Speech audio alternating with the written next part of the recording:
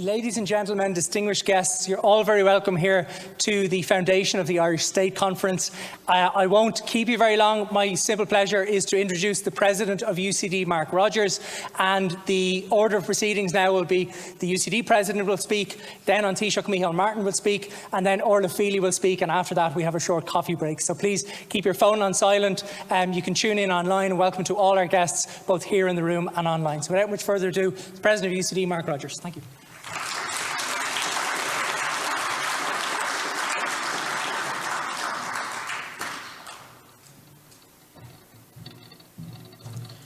Thanks very much, Conor. Díogh agus fáilte. You're all very welcome to O'Reilly Hall this morning. Today marks an important centenary in the long process of state formation and the transformation of Ireland in terms of our politics, our legal frameworks, our administration, and even the political geography. And you'll hear lots of discussion and debate about that in the panels and talks throughout today and tomorrow. I'd like to reflect on the hard work that my colleagues here in UCD have undertaken over the past decade in the field of commemorations and in celebrating Ireland's Decade of Centenaries. And in particular, I want to pay tribute to the chair of the University Commemorations Committee, Professor Orla, who has supported the commemorative activities across the university since 2014. Orla has been the academic champion for UCD, making sure that scholars and staff from different disciplines, from history and politics to music and drama, from Irish to English to archaeology and medicine, have all joined the discourse. Through dedicated seed funding schemes, UCD has funded centenary and commemorative projects totalling well over €300,000 since the first scheme opened in 2015. And through this research and outreach activity, UCD has been central to the commemorations. We've opened our doors and collaborated with wide and diverse publics across the island of Ireland and beyond in investigating and exploring the formative events of our shared histories. A hallmark of this conference is interdisciplinarity, and I've been impressed to see the level of collaboration between colleagues both here in UCD and other institutions. The programme brings together history, political science, law, sociology, Irish, economics, gender studies and geography, as well as, I'm sure, a host of other methodological approaches from further disciplines. Yesterday, UCD Library, in collaboration with the UCD School of English, Drama and Film, hosted a pre-conference event showcasing the exhibition of Revolutionary Dublin's Literary Networks, C.P. Curran, Helen Laird and James Joyce's Ulysses. Only through an interdisciplinary lens can the complexity of state formation be understood in the round. Independence and state formation set in train the relationships we have with the state up to the present day across social policy, external relations, taxation, justice, defence, human rights and so much more. To some, the 6th of December 1922 marks the inauguration of a short-lived 15-year regime before the passing of the 1937 Constitution, which has provided the basis for Irish democracy up to the present. However, the Ireland of 1937 evolved out of the Irish Free State. The state structures, courts, a bicameral legislature, the civil service, local government, law, order, defence and diplomacy all derive either from the new departure of 1922 or from continuities with the ancien regime going back into the years of the Union. Part of this conference sets out to explore in as much about what stayed the same as what actually changed. And for me, one of the interesting continuities is this very university. While UCD traces its origins back to Newman's Catholic University in 1854, both UCD and the NUI, of which UCD forms a constituent part, were most profoundly shaped by the 1908 Universities Ireland Act. The modern UCD opened its doors to students in 1909 and played a significant role educating a new generation who believed they would play their part in administering and legislating in a home-ruled Ireland. but who found themselves instead in an independent dominion and a partitioned Ireland in 1922. UCD is enormously proud of the roles its own graduates played in the events of this era, and also the subsequent and sustained contributions to shaping the state, both from within and without. And those which UCD faculty, staff, students and graduates continue to play up to the present day in every element of government, politics, the civil service, and civil society and culture. Today, UCD continues to educate its students to take their part in improving society here in Ireland and globally. In terms of new departures, independence brought with it new structures in the relationship between citizens and the state, with state support for cultural, educational and development projects which set out to shape a state which celebrated its history, its language and its culture. I'm struck, standing in the modern UCD, that the new state wasn't for everyone. Nowadays, we're all too aware of the cultures of confinement on the island of Ireland, which shaped the lives of many who the state called its citizens. Similarly, emigration remained one of the defining characteristics of independent Ireland, as it had been under British rule. There were those, like James Joyce, who felt he could not return to Ireland, although it remained with him. The publication of Ulysses in 1922 underlines the confluences of different histories. On the 2nd of February 1922, as Joyce was leafing through the first copy of his magnum opus on his 40th birthday, Sir James Craig, Prime Minister of Northern Ireland, was in Dublin to meet with Michael Collins, where the two discussed and disagreed on the future of partition. One of a series of meetings that led to an admittedly limited and short-lived pact, but the first in the history of North-South intergovernmental relations.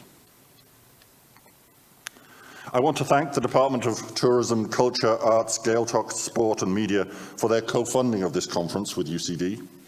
It's UCD's honour to host this event today and to welcome everyone, both here in O'Reilly Hall and those of you joining us virtually. We've worked hard to ensure this event is accessible to as broad an audience as possible.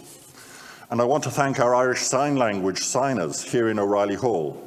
And I'm also pleased that the conference is being offered in simultaneous translation in Irish and in English throughout. And I want to thank Forras na Gaeilge for their funding of this initiative. I'd also like to give special mention to Conor Mulvagh, Associate Professor in the UCD School of History. Conor holds special responsibility for the Decade of Centenaries here in University College Dublin. Conor's own scholarship is outstanding, but he has also, through his role on the Decade of Centenaries, fostered a bright young generation of historians who help contextualize the experience of the past for the people in the present. And of course, in the planning and organising of the conference, Conor was most ably supported by Jenny Costello. I hope you'll enjoy the proceedings of the coming days, and I also hope that you'll learn from the scholarship which has been assembled here. And finally, I'd like to thank the Taoiseach, Micheál, for addressing and opening today's proceedings. As a history graduate, I know he is well at home in the subject matter of today's conference. And with that, it is my great pleasure to introduce the Taoiseach, Micheál, to deliver his address. Thank you.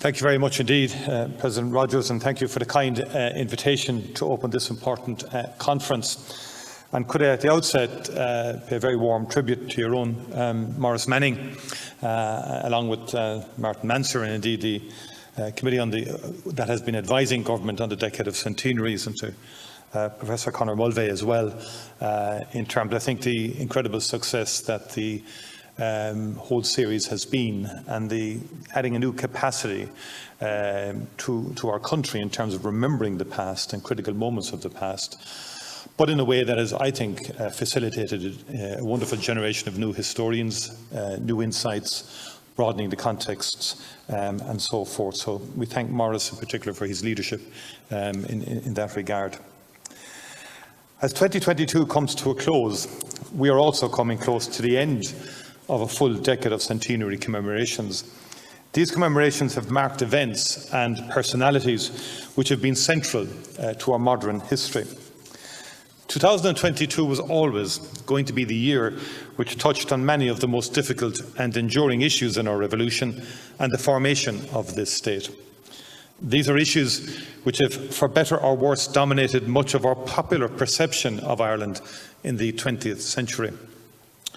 There is no single formal event which is remembered widely or which has ever been a focus for popular celebration, even within individual political traditions. Until recent weeks, few outside of academic institutions could actually have told you the date upon which the Irish Free State legally came into existence. In the 12 months from the signing of the treaty to the sovereignty of the new state, our country witnessed the growth of what were for our people new types of division and conflict. The securing of an independent Irish state and the formal division of historically united but diverse lands was not unique to Ireland. In fact, it was part of the largest ever period of state formation in the history of Europe.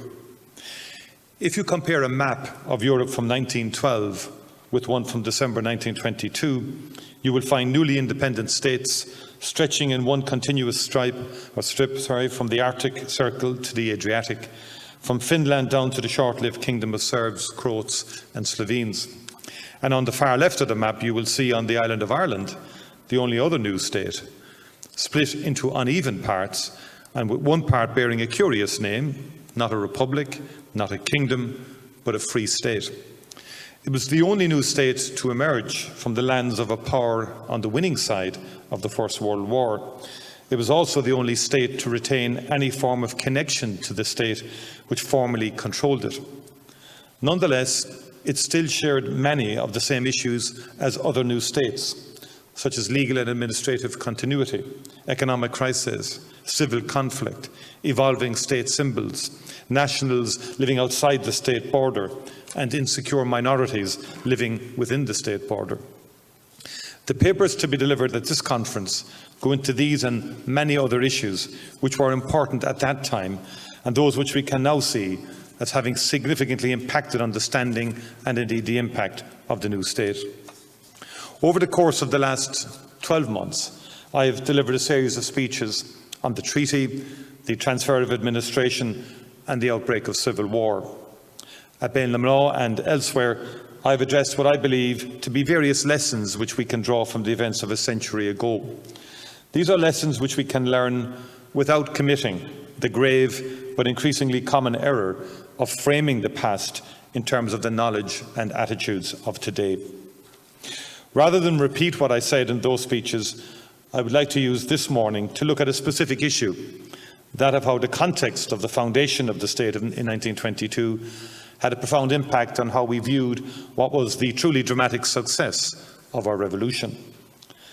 That context gave us many easy framings for how to see politics, how to describe the motivation of others, and how to focus on what has not been achieved rather than what has. What is most striking, though, is how little we appear to appreciate the link of these factors to the context of the weeks before and after December the 6th, 1922. In doing this, I want to largely focus on the proceedings of Dáil Éireann 100 years ago and the actions of the new state in its first days. I think there are many reasons why the important constitutional formality of sovereignty and the establishment of new institutions is overshadowed in how we remember those days. 1916 and the War of Independence are remembered as moments when there was, or there would soon be, broad unity within nationalism. In contrast, the new state did not include a significant part of the population of the island. The symbolism and impact of compromises central to the creation of the state were a cause of great division.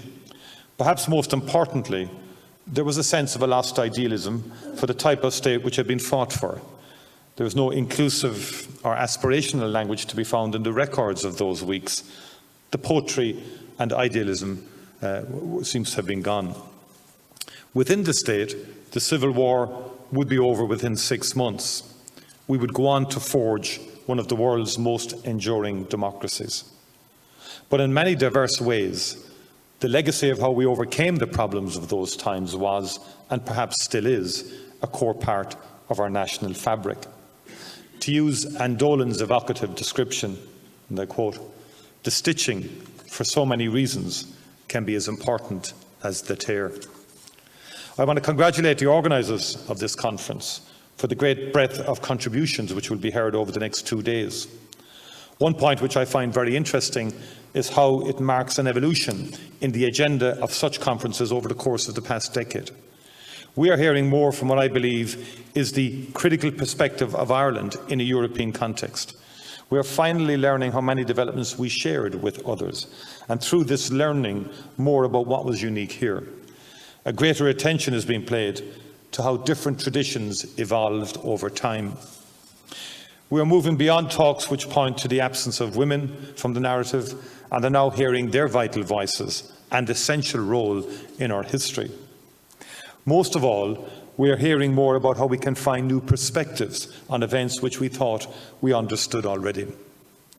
None of this would have been possible without a great new era in not just the writing of Irish history, but also the writing of Ireland into wider histories.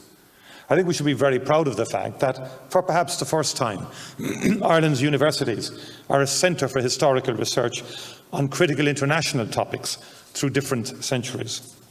The work carried out here and with other universities on the aftermath of the First World War in Europe and the rise of civil conflict is especially important. It is very fitting that this conference is, of course, taking place in UCD, given the university's central role in nationalist and republican movements of a century ago. When UCD's founder, John Henry Newman, wrote about the ideal of a university, he talked of it being the alma mater of the rising generation. This was certainly central to his university's identity through the following decades. Especially at the start of the last century, the impact of having a large Catholic and overwhelmingly nationalist university in Dublin had a dramatic effect on both culture and politics. It was the first time since the Reformation that the majority population had a college in the capital which it could view as its own. It was a time of enormous energy in Dublin. New organisations and movements were constantly emerging, and there was an exciting sense of cultural discovery in literature and the arts. And wherever you look in the stories of those years, you find students and staff of UCD involved as leaders and advocates. But of course, just as there is no single narrative or tradition in which all parts of society can be placed, UCD had many stories to tell. It reflected and in important ways strengthened key divisions. This was something which was particularly evident in the early years of the new state. While Professor Eoin MacNeill was giving an academic underpinning to the language and cultural revivals, James Joyce finished his studies here convinced of their absurdities and soon departed for France in order to create in the smithy of my soul the uncreated conscience of my race. While Thomas MacDonagh, a lecturer in English literature, signed the proclamation in 1916, Thomas Kettle, Professor of National Economics, went to France to fight against Germany and died at the Somme 4 months after his colleague's execution. It is here that Ernie O'Malley, one of the true thinkers of the Republican side of the Civil War, studied, and so too did Kevin O'Higgins, who was such a determined opponent of the anti-treaty Republicans. All strands of nationalism and republicanism shared the halls and lecture rooms of Earlsfort Terrace, but the divide was perhaps not an even one. UCD was unquestionably first and foremost a bastion of the Irish Parliamentary Party, and then a key foundation for the political and administrative class which led the new state in its first decade. Because of this, strident attitudes about UCD are to be found throughout the records of those times and in more distant written memories. For example, there is the case of Todd Andrews. Andrews was a remarkable public servant who developed public industries which sustained the state at critical moments. He was also a significant figure in Republican circles, as he had served as an aide to Liam Lynch and had been interned until 1924. As a young man, he had come here to study commerce under some of the most prominent lecturers of his time. And once he left, most of his words about UCD were, to say the least, trenchant. He often went as far as to claim that Professor George O'Brien and the College Debating Society had effectively caused the Civil War. This was undoubtedly an extreme view, somewhat tongue-in-cheek, and he enjoyed the shocked response when he said it. But it did reflect the fact that once the treaty was signed, one of the most significant divisions within nationalism was between those who sought to lead a new independent administration and those who rather emphasised being true to the spirit of the movement as they saw it, which had secured that independence. And this was very much not just about where you stood on the treaty or the Civil War. It is present even within supporters of the new state from very early on. It was, for example, central to the tensions which caused the police mutiny of May 1922, which led in turn to the visionary report creating An Garda Síochána in 1923 as an unarmed, non-partisan force. Richard Mulcahy, Chief of Staff of the Free State Army, reflected the same tensions. He chaffed against the influence of lawyers and professors on the government, dismissing it as what he called a Ballsbridge complex. So clearly, blaming Dublin 4 for all our ills had a very early start in the new state.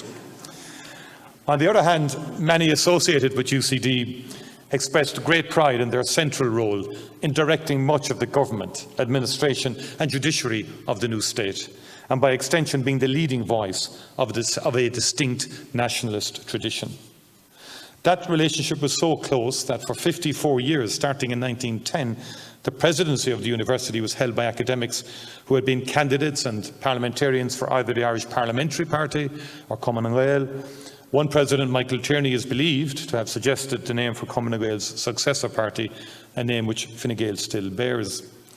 But today's conference and the history of the university where we have gathered is a reminder to us that as well as remembering the emotional high points of conflict and debate, we must also remember the other strands and institutions which were so important in shaping the ideas and achievements of a century ago. As I've said, I believe that we can learn a lot about how the new state was received and how attitudes towards it evolved by looking more closely at not just the events of December 1922, but also the arguments which were being made at the time, arguments which show that a significant movement from even a few months beforehand.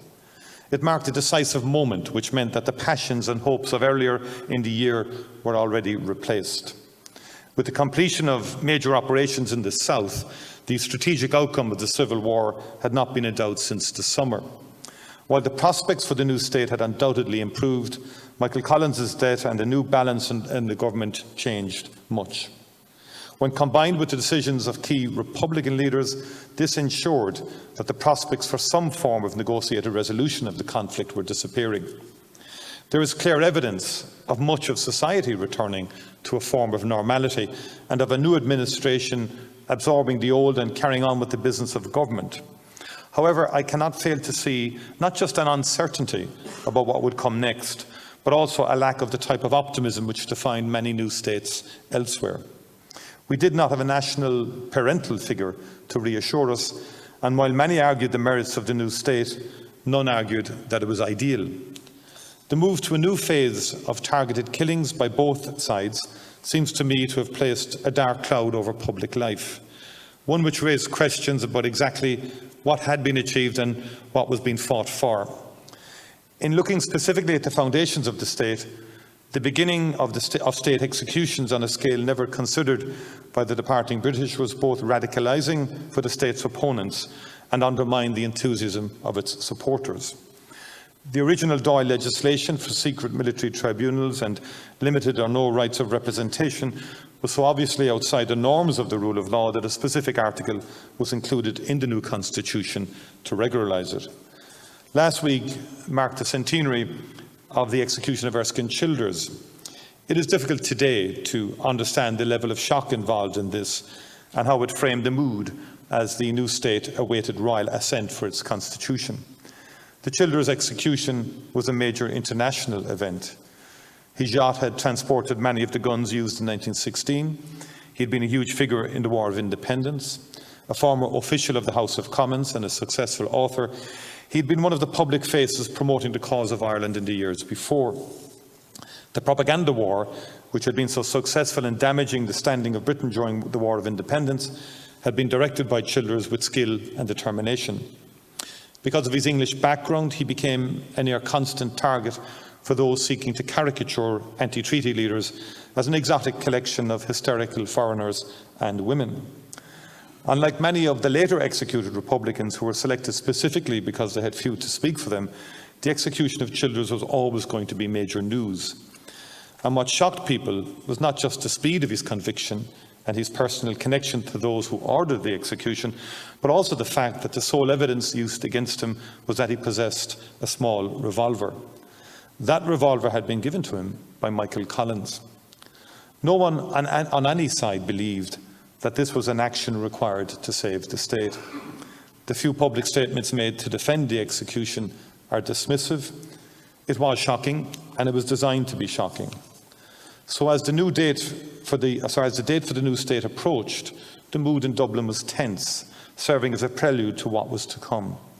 And it was the execution of Childers and the use of military tribunals which was the preoccupation of Dáil as it began its sittings under the new constitution. On the afternoon of Wednesday, December the 6th, the Dáil gathered, with the first item of business being the taking of the oath prescribed by the treaty and incorporated in the new constitution. There was no woman present, as the only 2 women returned to the Dáil rejected the treaty. There was, of course, also no woman office holder present, nor would there be for almost another 57 years. While the government had a large and secure majority, there was an opposition, and it was active in showing that political divisions could not be divided simply into 2 sides. The speeches on the first day are largely devoid of emotion or enthusiasm. This was not a moment for high rhetoric or celebration. Those emotions seem to have been exhausted earlier in the year. When you read the debate, it is hard to miss the fact that the first speech by a political leader in the new sovereign parliament spoke of a general reticence towards the oath they had just taken. Thomas Johnson, leader of the Labour Party, said that the arrangements had been, and I quote, accepted by us as they are accepted by the people generally under protest. We make our declaration of allegiance intending to fulfil our pledge with the proviso that if at any time it shall be deemed wise and expedient by the people of Ireland in the exercise of their sovereign right to denounce the treaty or alter or amend the constitution in any respect whatever, nothing in our declaration of allegiance shall be a barrier to our freedom of action, unquote. In reply, President Cosgrave largely ignored that point or the historic nature of the day and talked about the decision on opting out of the Free State, which was likely to be taken by the storm into Parliament. The true drama of that week began the following day when President Cosgrave interrupted the Dáil to announce that he had just been informed that Deputy Sean Hales had been shot dead and Deputy Padraig O'Malley had been injured. The targeting of Dáil deputies in this manner was a terrible crime, and one which few sought to justify. It gave no one a sense of pride, it promoted no serious objective, and it was inevitably going to cause a severe reaction from a government which was in control of the country and had an overwhelming preponderance of force. But what was different was that this wasn't about an informal or unstructured conflict between disorganised groups. The government had just adopted the mantle of constitutionalism, within which it had already given itself wide emergency powers. And I suppose the very point of being a constitutional government is that you accept limits on your actions, even in moments of great stress.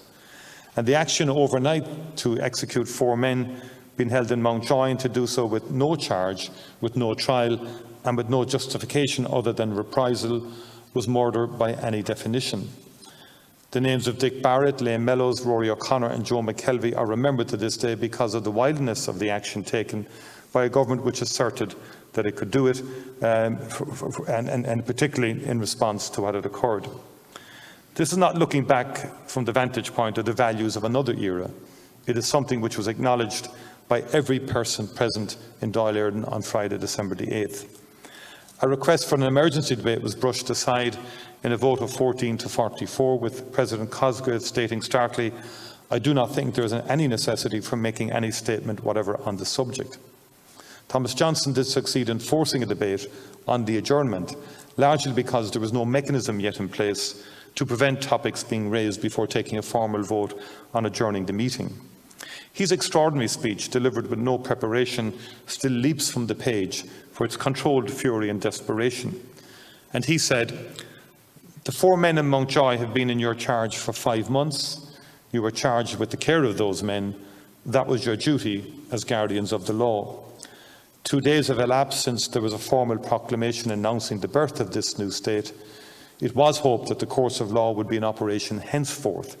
It was hoped that there would be some rehabilitation of the idea of law, and almost the first act is utterly to destroy in the public mind the association of the government with the idea of law.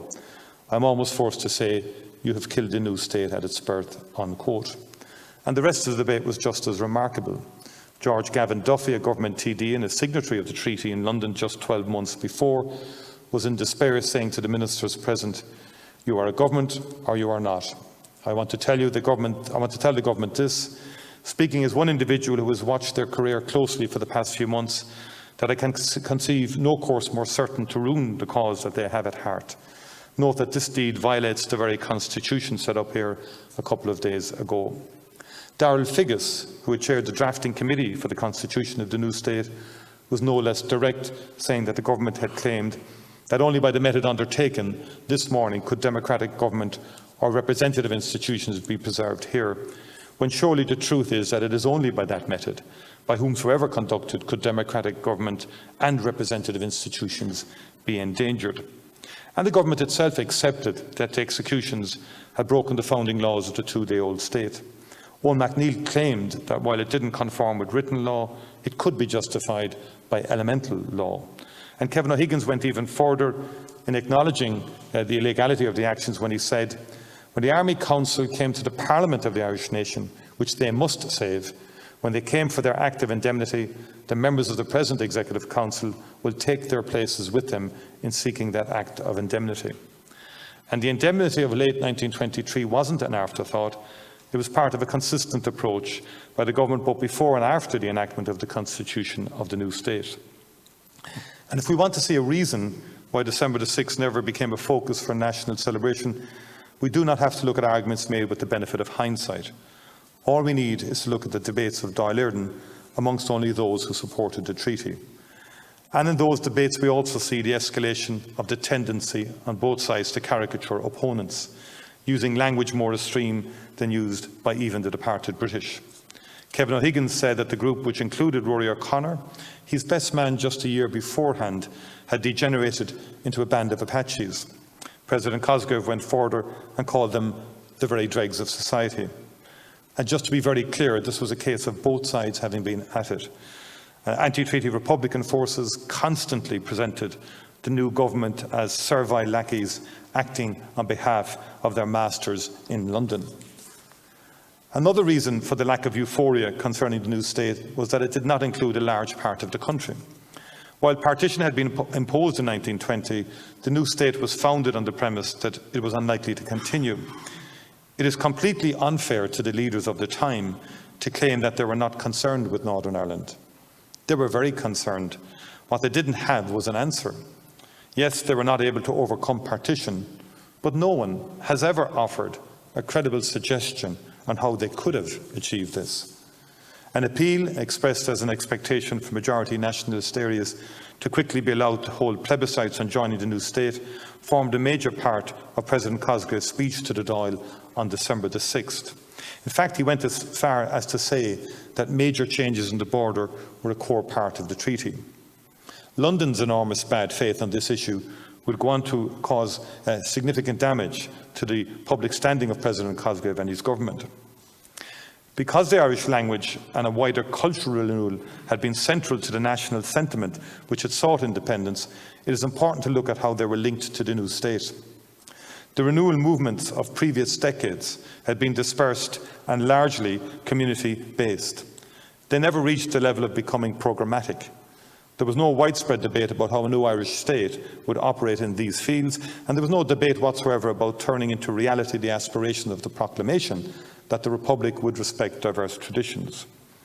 Earlier this week I spoke at the Royal Irish Academy on the issue of how we too often exclude from our identity and historical narratives those who we claim to be Irish.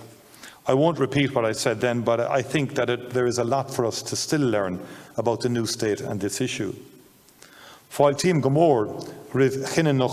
The decision of this conference that this will be dedicated to language and to the culture during the initial years of the state. Of course, Conor Gaeltacht and the Renaissance in general for the previous 50 years was completely central to the continuing growth of the historicality of the Irish. There's no doubt at all that the division between the people who supported and between those who supported the new state, they were of the same view. They shared that thought with one another, and they were agreed that the broadening of the use and the understanding of the native culture was essential to the national project to have a new independent state, create a new independent state. The realism of the new state was different, however, entirely from the vision and from the dreams that had existed in the 10 years preceding that. Within a 20-year period, the understanding was there that there was a broad division between the policy, language policy, and the community that remained unilingual. To Brian O'Nolan, one of UCD's most prominent graduates of that time. Writing as Miles na Gapaline in 1941, his novel On Gaeltacht portrays a community of language activists preoccupied with dividing into Gaelic and non-Gaelic various types of rain, potatoes and poverty. I think we're often quick to pass judgment on the failure of the new state and language activists to elevate the Irish language to our national vernacular. Many of the most successful approaches which inform today's new era of growth for the language were not known 100 years ago. And I think it's very unfair to blame the government for failure to invest in policies at a time when there are very few resources available. In December 1922, we established a new state, but it was not a new beginning. The debates of that month set out as clearly as anything written since the mood in which Saor Start Éireann was introduced to the world and why it was not possible to generate excitement or expectation. More than anything, it seemed that people wanted to just get on with life, which eventually they did. And what has mattered most in the century that followed is not any political tale put in place in 1922, but rather the fact that the new state showed a consistent ability to evolve and to ultimately transform. In day-to-day political debate, much of the populist rhetoric implies that Ireland has been close to a failed state for much of the last century. We seem to find it close to impossible to allow the successes of the state to be acknowledged, as if nothing is achieved until everything has been achieved. But by any measure, the state managed to prove that a sovereign Irish state could, even with the economic, social and political damage of partition, prosper. Even in the exceptionally difficult early years, more was done than simply transferring the administration and moving on. The creation of An Garda Síochána gave us a police force which was non-partisan and achieved high levels of public trust, an outstanding legacy of the first government to this very day. New curricula were introduced to our schools, marking a radical change from before. And of course, Ardna Crusha showed the ability of the new state to plan and to implement major infrastructure, which had a dramatic impact in improving the quality of life of our people from the earliest days of the new state, and gave a confidence to the new state, a self-confidence in terms of its capacity to do great things. Today, we have many deep problems to overcome, but we have overcome many deep problems of the past. As Mark Henry points out in his book Ireland at 100, progress is not behind comparable countries. Actually, it is considerably ahead of many. In terms of quality of life, life expectancy, employment, travel, population, and many other indicators, the state, which was so unsure of itself in 1922, did find its feet. I, for one, will never stop acknowledging the incredible achievement of avoiding the destruction which extremism of right and left brought to Europe in the 20th century. Were you to look at that 1922 map of new states and compare it to one from just 20 years later, the only one left as a free democracy was Ireland.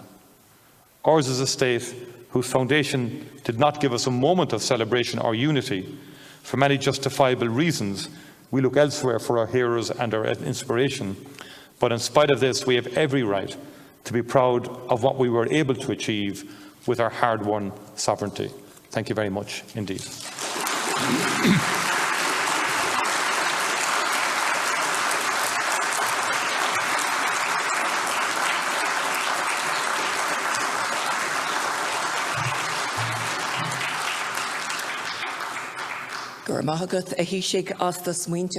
Thank you for your sharing your very worthwhile thoughts on this very important occasion. You took the time to be with us this morning. Good morning, everybody. My name is Orla. I'm Vice President of UCD for Research, Innovation and Impact, and I've been the Chair of the UCD Decade of Centenaries Committee since it was established in 2014. I'm delighted to be joined by you today, both those here in UCD and those online, for this conference on the foundation of the Irish state on the 6th of December 1922. Today, as we mark the centenary of this key and cumulative moment in Ireland's journey towards independence, I want to reflect on how we in UCD have marked the decade of centenaries and why it was so important to us that we should do so. This sense of importance is rooted in our past as a university, as it is in our purpose today. Looking first to the past, as the Taoiseach has indicated, it is striking to observe the centrality of the people and places of UCD to the momentous events of the decade from 1913 to 1923 and the process of state formation that followed it. From the Rising to the Civil War and into the formation of the state, staff, students and graduates of UCD and our predecessor institutions played a pivotal role. As the Irish state was coming into being, our university was coming of age. In the early years of the revolutionary decade, UCD was a central forum for discourse. The college debated many of the pressing issues of the day, from suffrage to home rule, while also playing a significant role in discussions around Irish language, literature and heritage. The Rising of Easter Monday 1916 had as its commander-in-chief a graduate of this university in Pádraig Pearse, Micheál, a pioneer of the cultural and linguistic heritage, and he had a huge impact on the culture of the state after that. Two of the 4 Dublin battalions occupying the city during Easter week were led by UCD graduates, Thomas McDonagh and Eamon de Valera. Kathleen Lynn, a medical graduate and a pioneer in children's health, was in the command of City Hall during the Rising. Those killed during the Rising included pacifist and nationalist Francis Sheehy Skeffington, a graduate and former registrar of the university. His wife, Hannah Sheehy Skeffington, also a graduate of the university, was one of Ireland's greatest feminists and activists. 1916 also saw the death on the Somme of writer, poet and Professor of National Economics at UCD, Tom Kettle. 488 UCD staff, students and graduates served in the First World War, 2/3 of them in medical rather than combat roles. 43 did not return and are buried as nearby as Grange Gorman Military Cemetery here in Dublin and as far away as Basra in Iraq. UCD's highest-ranking Irish soldier to fight in British uniform was Professor of Physiology Bertram J. Collingwood, remembered to this day in the Collingwood Cup. The unfolding Irish Revolution added to the list of UCD graduates and students who died in conflict in these violent years. In November 1920, medical student Kevin Barry was hanged after his capture during a raid which saw 3 British soldiers killed on Dublin's Church Street.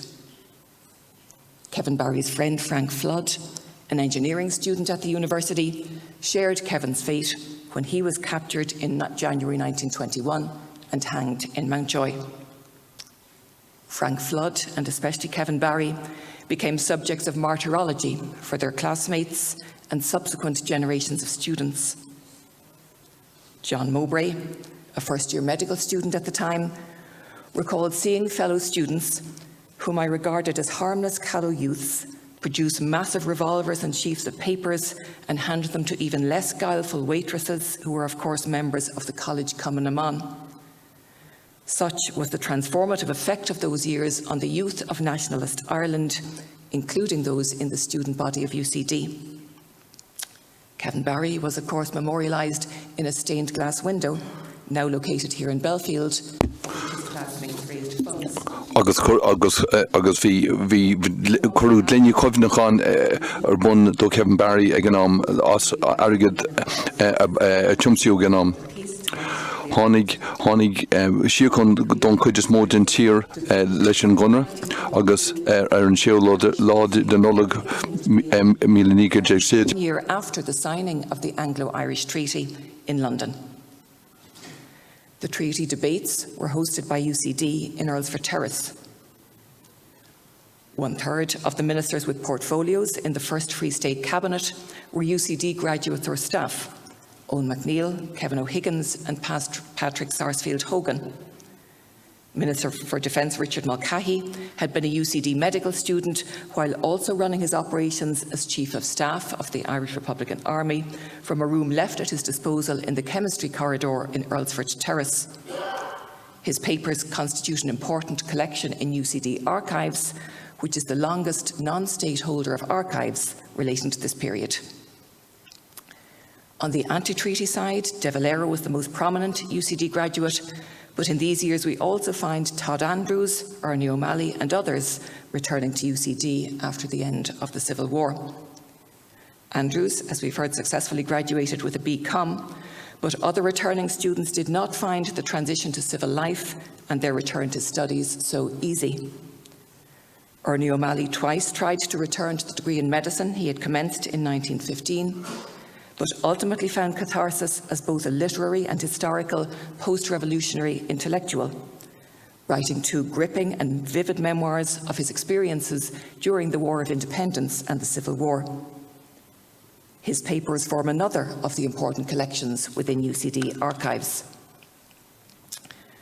There was a central role, UCD had a central role in shaping the history of and heritage of the city.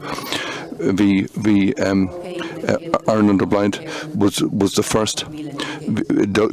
Douglas Hyde was the first professor of Irish and was also the first president of Ireland. Una Niarkili was also one of the central figures in Irish women's rights, and in 1911 he so was James Austin Merlin was appointed professor of his. These women were pioneers in the history of Ireland and in defining a new identity in the new Ireland. James Augustus Martin was. And in 1922 he was one of 9 members of the committee convened to draft the Constitution of the Irish Free State. Moynihan was particularly active in drafting the sections on the judiciary in the 1922 Constitution.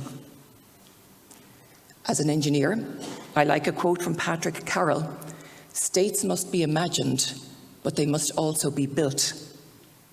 Like other nations that gained their independence from Britain in the 20th century, economic and energy self-sufficiency was a priority for Ireland's early industrial development.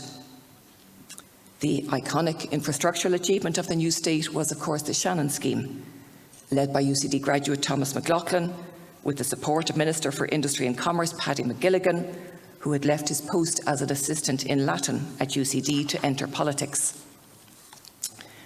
I also like the fact that the new Irish state decided to locate its headquarters in a newly completed complex on Merrion Street that it shared for several decades with UCD scientists and engineers, myself included, working in many different ways to support the building of the state.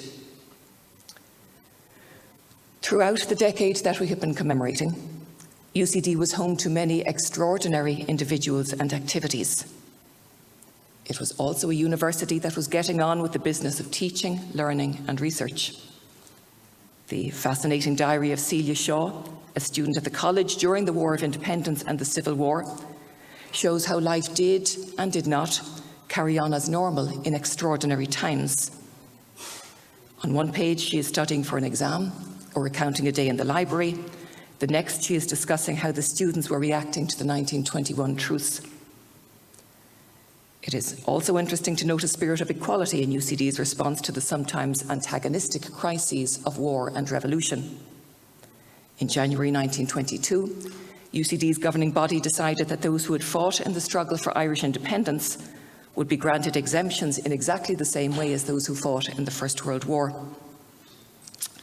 And of course, we could not recall the story of this decade in UCD without reference to the towering genius of our great graduate James Joyce, whose life intersected with many of those engaged in war and revolution, reflecting the tumultuous and multifaceted disruptions of this time. So then, in marking the Decade of Centenaries, we in UCD have been honouring our predecessors, their contributions and their service, and reflecting on the history of our university as on the history of our country.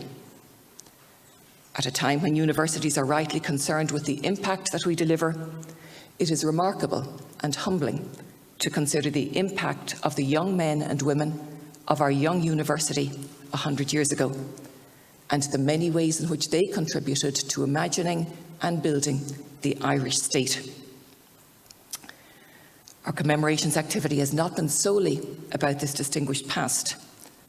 We have also pursued the university's mission of today in researching significant questions, advancing understanding, sharing new perspectives on complex questions, and contributing to public debate with an objective scholarly voice. We have sought to investigate, explore, and contextualise the past, and in doing so, to inform the present. We have done so not solely through the lens of history, but also through language, literature, politics, law, sociology, and many other disciplines, and through creative and cultural works. Throughout the decade, UCD academics have shared their expertise in outlets from scholarly publications to newspaper supplements to tweets, from academic conferences to short video clips. UCD Library Special Collections, UCD Archives and the National Folklore Collection have mounted exhibitions and shared their extraordinary collections both in person and online. All who engaged with this activity will have different highlights. Here are a few of mine. In 2016, UCD marked the centenary of the 1916 Rising with a major conference, Globalising the Rising 1916 in Context. Alongside the conference, we ran a memorable public event after Empire, which saw former leaders Benjamin Mkapa, Thabo Mbeki and Salman Khurshid from Tanzania, South Africa and India gather in UCD to explore our shared yet divergent paths out of British rule as independent, sovereign and self-governing states. Also in 2016, we commissioned the play's signatories, with artistic responses from some of the leading Irish writers of today to the experiences of the signatories of the proclamation and of Nurse Elizabeth O'Farrell. I vividly recall the extraordinary experience of being present at the premiere in Kilmainham Jail. That same year, stained glass artist Cillian Sherman was commissioned by the university to design a piece, now situated in the Newman Building here on campus, to mark the centenary of the Easter Rising. Sherman described how his piece plays upon the opacity and transparency of the glass used, the thaw representing a change from frozen restriction to freedom and growth. This theme seems particularly apt at this later moment in the Decade of Centenaries as we explore the possibilities and potential that competing visions of freedom and independence promised in 1922. In 2018, the university officially, and for the first time in recent memory, honoured our war dead of the First World War. Staff and students walked in procession across campus from Memorial Hall in Richview to the Rose Garden, and a newly commissioned plaque bearing the text of Tom Kettle's poem, To My Daughter Betty, The Gift of God, written just before his death. We held an international poetry competition, Voices of War, to commemorate the centenary of the ending of the First World War and to honour all those affected by violent conflict anywhere in the world. Is Mohr Gwyn Gerwarth Taoiseach ag an Gaelga. There's a very important role at the Irish language in the commemorations in UCD. It's clear from these exhibitions for the last 10 years that Irish was central in the identity and the creation of a new state. We've and digital content, particularly on the occasion of the centenary of the publication of Ulysses in 1922. The Museum of Literature Ireland, Molly, opened in 2019 in our university's first home on St Stephen's Green, and housing the National Library's copy number 1 of Ulysses, is an outstanding, living and lasting tribute to Joyce and to the Irish literary heritage. A couple of months ago in this hall, we had the premiere of the Civil War cantata, composed by Anne-Marie O'Farrell to a libretto by Ed Vulliamy, in collaboration with UCD archivist Kate Manning, and based on materials in UCD archives. The title of the cantata, Who'd Ever Think It Would Come to This, is a quote Ernie O'Malley heard in the crowd watching captured defenders of the forecourts being marched through the streets of Dublin. Our archives and special collections also feature in the Poetry as Commemoration project, a 2-year all-island initiative led by the Irish Poetry Reading Archive at UCD Library and funded as part of the National Decade of Centenaries Programme. This ongoing community arts project invites us all to engage creatively with materials from the revolutionary period held in libraries around the country, so that we can reach a better understanding of this complex phase of Irish history. These are just some of the highlights for me of what has been an extraordinarily rich and diverse programme of events and activities throughout the Decade of Centenaries at UCD. There are very many colleagues in UCD, far too many to name, who have contributed to this programme. There is one, though, who must be named and thanked because he's been involved, energetic and inspirational at every turn, and that is Associate Professor Conor Mulvagh. In relation to the conference now commencing, I want to acknowledge the support of Minister Catherine Martin TD and the Department of Tourism, Culture, Arts, Gaeltacht, Sports and Media, who have co-funded the conference with UCD. I want to thank Orla and Sinead Copeland of that department for much expert advice and practical support, and Jenny Costello of UCD for pulling everything together with extraordinary calmness. Maurice Manning, Chancellor of the National University of Ireland and Chair of the Expert Advisory Group, was another enormously important source of expertise, and I want to thank him for his many valuable contributions and many great conversations. I'm delighted that this conference is being offered with Irish Sign Language signing and with simultaneous translation of all panels into Irish and in English in the case of our Irish language panel tomorrow on Gaeilge, Structure Ifagula, Agus Pobble, Imanu Stott na Heron. And also for the programme tomorrow on Irish on the possible is key to UCD's vision of commemorations, and I hope that this conference will be accessible to all, both here in UCD and in our online audience.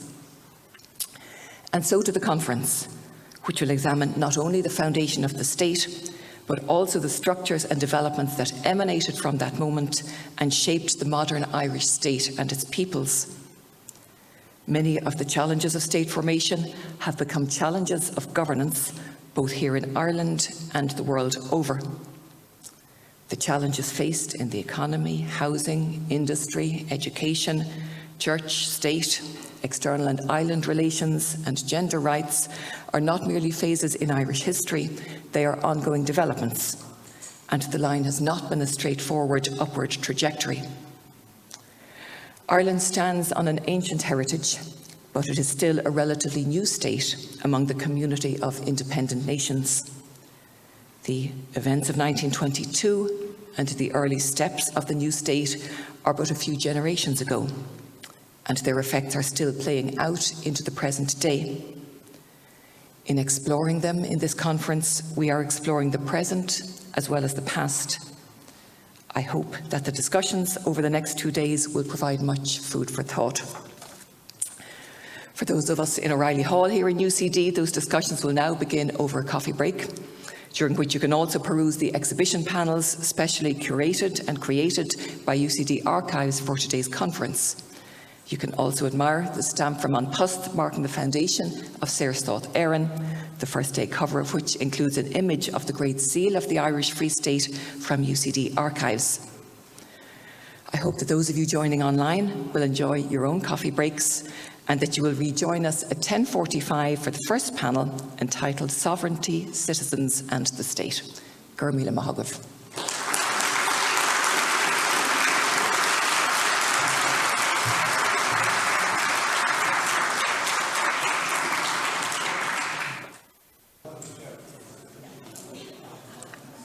Okay, everyone, you're all very welcome and thank you for coming back into the hall.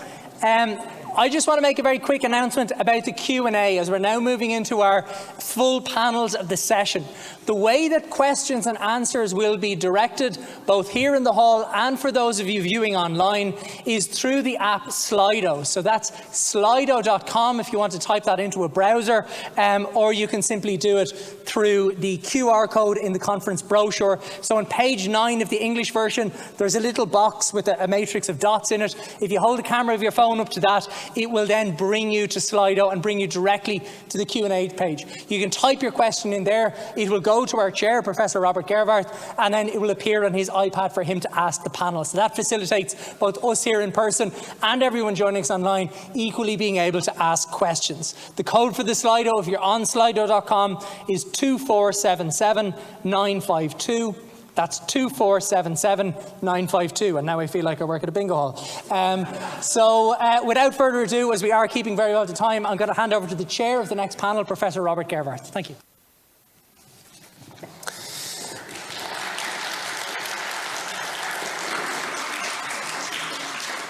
Yes, good morning, everyone. My name is Robert Gerwarth from the School of History here in UCD, and it's my great honour to be chairing this first exciting panel on the theme of sovereignty, citizens and the state. We have 3 distinguished speakers. You can find the full biographies in your conference pack, so I will just very briefly introduce them before giving the floor to them. They have 20 minutes each to deliver their papers, and afterwards we have about 15 minutes for Q&A. As Conor has already explained, you should type those questions, and I will endeavour to give as much space to those questions as I possibly can. So our first speaker today is Dr. Thomas Mohr from the UCD Sutherland School of Law. He has a distinguished record in publishing on Irish legal history, so no better person really to talk about the 1922 Constitution and the foundation of the Irish state. Our second speaker is Professor Linda Connolly from the School of Sociology in Maynooth University, where she's a full professor of sociology. She has a very distinguished publication record in the fields of gender history, history of feminism, but also gender-based violence, which is very much the subject of her talk today, in which she will be assessing the impact of the Irish Civil War on women. Last but not least, we have Eugenio Biagini, who is a professor of modern and contemporary history at the University of Cambridge. He has contributed a great deal to the historiography on modern Ireland, is also, together with Mary Daly, the co-editor of the Cambridge Social History of Ireland since 1740. And today he'll be reflecting on his current book project, which very much deals with minority experiences in independent Ireland. So I'm very much looking forward to the papers and our discussion afterwards, and I hand over to Thomas as our first speaker.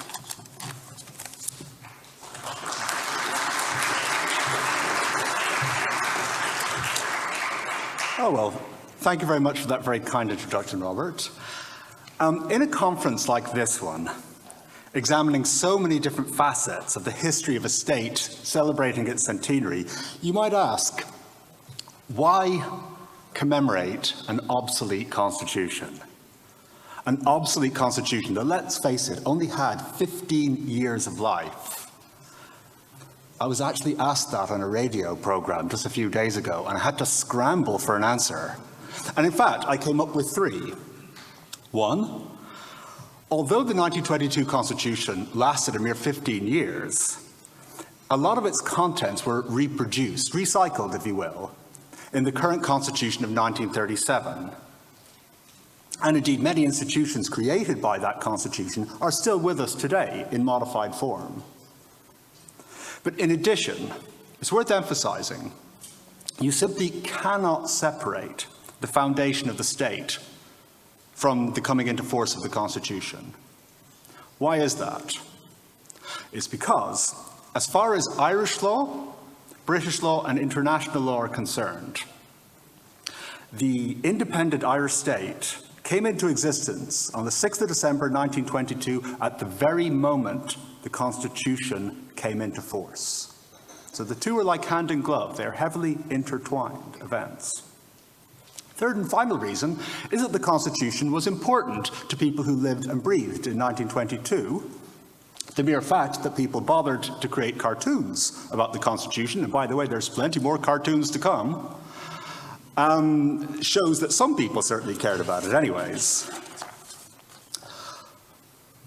Now, to examine the origins of the Constitution, we have to go back. Sorry if I can get the next slide. Well, never mind. We have to go back to the signing of the treaty on the 6th of December 1921. There we are. So the treaty brings into play what's called the provisional period. It's a year of transition. Okay, and the Constitution has its origins in that year-long period. So the drafting begins with a special committee which is appointed and meets in the Shelburne Hotel. And right from the outset, they begin using constitutions from other countries. For example, the human rights provisions are heavily, heavily influenced by other constitutions. The provisions for judicial review, which at this time was seen as a very American institution, again, derived obviously from another constitution. You also see the comparative influence in the drafting of the Constitution in many of the provisions for direct democracy that were taken straight from the Constitution of Switzerland. Now, one British newspaper sniffed at all of these constitutional innovations, saying they had been chosen purely because they differ from the British usage. Okay, make of that what you will. Whatever of that, some of these innovations work and others, frankly, do not. What we can't avoid is the treaty. A great deal of the reactions to the Constitution are based on the treaty. Why did that happen?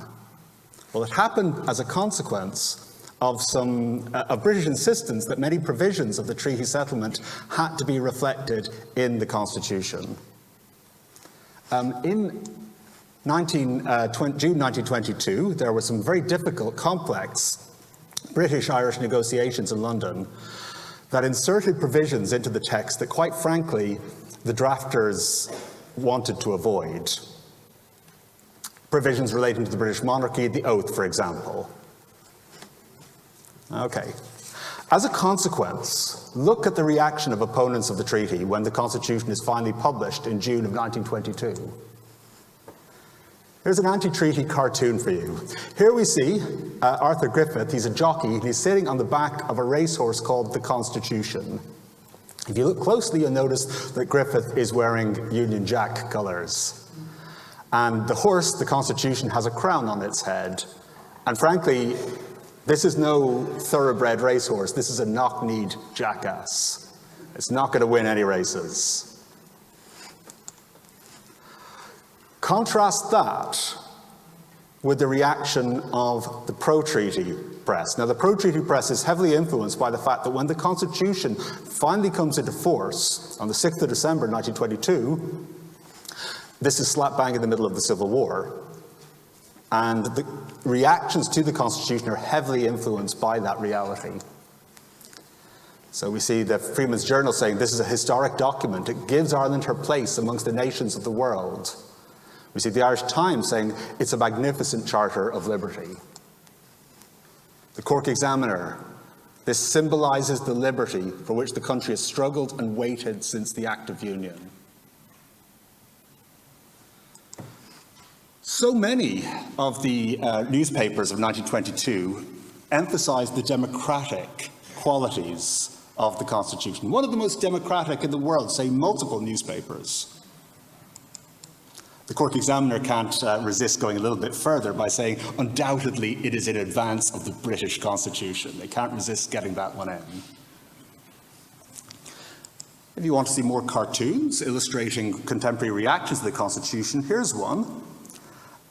Here we see the Constitution as a tree, warmed by a sun of freedom and democracy, and you can see it's dropping down fruit for us. Things like Irish ideals, stability, progress, security, law, and so forth. Indeed, associations between the Constitution and greater prosperity were incredibly common in 1922.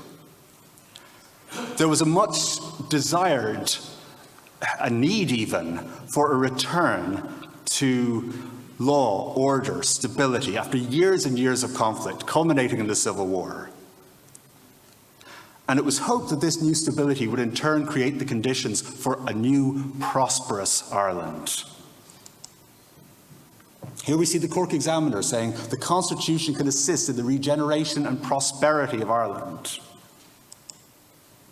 The head of the Irish Catholic Church, Cardinal Micheál Logue, saying that by the new Constitution, the way is left open to future progress and prosperity. The dawn of a brighter day for the country, says the Evening Herald. And yes, more cartoons. Here we see the Constitution as a key ready to unlock national development. But to be honest, the next cartoon is actually my favourite on the Constitution. Merry Christmas, everybody. Ho, ho, ho. We've been very good this year because Santa has brought us a Constitution. Along with lots of other things from his, prosperity bag. If you have very good eyesight, you might notice that there's a seal at the bottom of the Constitution, and it says, Géanta in Éireann, made in Ireland. It's a direct riposte to that cartoon you saw earlier of Griffith with the Union Jack colours on him. But I want to return to this cartoon we saw at the start. This is the Constitution as a fortress. A fortress against what and against whom, you might ask? I've already shown you the Arthur Griffith cartoon, the anti-treaty media. Now see some of the things they were saying, some key words. And they were saying things like, did our young men die for such a constitution? How can we cooperate with those who stand over this constitution? But actually, the anti-treaty reaction to the Constitution isn't a monolith. Now, granted, you do get some saying this is worse than the treaty. You get Rory O'Connor, the leader of the anti-treaty IRA, saying the thing is too rotten to talk about. Instant rejection. But then you get Eamon de Valera. Eamon de Valera makes no comment on the Constitution for 5 full days. And the newspapers of the day noticed this, by the way. They're saying, why is de Valera not talking about the draft Constitution? Why will he not comment upon it? When de Valera finally speaks, what he says is not a complete rejection of the text. I mean, to put it mildly, I think that Chief Justice Gerard Hogan of the Supreme Court once said that Eamon de Valera was something of a lawyer manqué, a kind of would-be lawyer. And you can imagine de Valera, in very lawyerly fashion, parsing the text, desperately trying to find a way, any way he could work with it. And as I said, when he finally reacts to it, it's not a definitive rejection. He says, this is only a draft, and I'm confident it will not pass in its current format. Now, to me, That suggests a man trying to keep the door open to something he could eventually work with. Now, if you contrast that with the reaction of the anti-treaty newspaper, The Plain People, they say, and they insist on using the term constitution of the slave state, they say, if Dáil Éireann even considers the constitution of the slave state, it will in that very moment cease to be Dáil Éireann. It's quite a statement. Look, reactions to the Constitution weren't all about the treaty, okay? There were many provisions of the treaty that genuinely enthused people, or indeed appalled people, that had nothing whatsoever to do with the treaty or its provisions.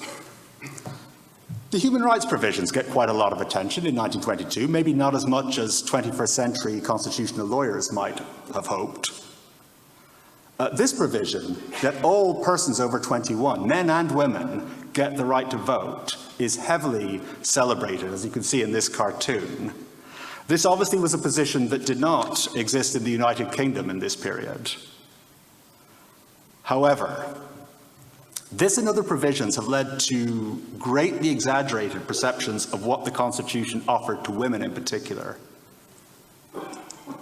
Few noticed, at the time and afterwards, that there was in fact an equality provision that was placed in the draft Article 3 of the Constitution that came very close to making it into the final text. But at the last minute, for various reasons, it's cut. And this is not picked up on. And instead, we get the newspapers boasting that the Constitution has abolished all sex divisions, sex distinctions in law. Now, I wonder how many 21st century observers would agree with this, would agree that all sex distinctions were abolished in 1922. One innovation that is far from universally popular is that of judicial review. The Labour Party, or at least elements of it, come out strongly against it. They're concerned about how this is operated in the United States. Cathal O'Shannon, one Labour TD, says he will oppose it to the death. He didn't follow through on that, I hasten to add. One local newspaper deals with judicial review under the headline, Constitution Dangers. The Irish Independent says it is a perilous provision. Now, these concerns are not that well remembered today. Maybe they should be, because what they show is that the establishment and success of this institution, which was initially very slow and very halting, its ultimate success was by no means inevitable. I have to say a word about partition. Unionist newspapers in Belfast condemned the Constitution and the treaty as mere sham pieces of paper. They tend to reproduce, in various formats, a comment that had appeared in the British newspaper, The Observer. What The Observer says in London is this: we have never doubted, this is what they're saying on the 1922 Constitution, we've never doubted the capacity of Irishmen to draft good laws. What we have been driven to doubt with the best will in the world is whether Irishmen can keep them. On the issue of partition, under the treaty, the Northern Ireland Parliament, which had been created by the Government of Ireland Act 1920, had a period of 1 month to decide, after 6th of December 1922, whether it would choose the Irish Free State or the United Kingdom. Efforts were made to set out the case for a united Ireland, as this political cartoon shows.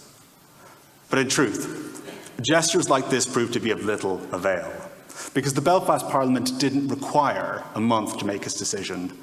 After just 1 day, on the 7th of December 1922, it makes clear it's opting for the United Kingdom.